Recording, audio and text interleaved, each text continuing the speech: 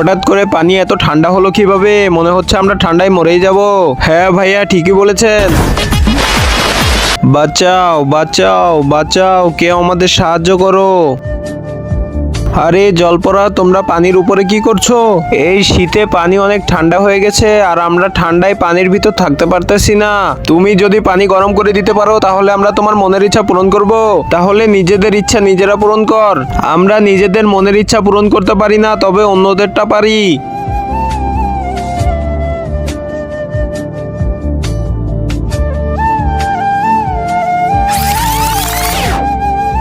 এখন তোমরা পানিতে নামতে পারো।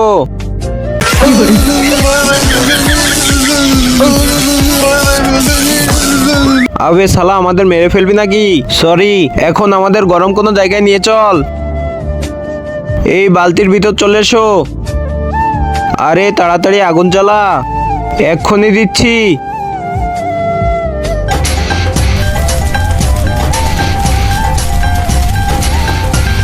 এখন তো গরম লাগতেছে, তাহলে আমার মনের ইচ্ছা পূরণ করো।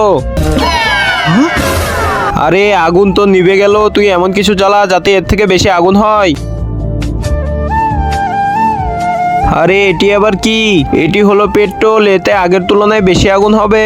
তার আগে দেখবো কারা শয়তানকে হারিয়ে আল্লাহকে ভালোবাসে। যারা আল্লাহকে ভালোবাসে তারা এই ভিডিওতে লাইক আর সাবস্ক্রাইব করে দাও। আর যারা শয়তানকে ভালোবাসো তাদেরকে লাইক সাবস্ক্রাইব করার দরকার নেই, আর কমেন্টে আল্লাহু আকবার লিখে যাও।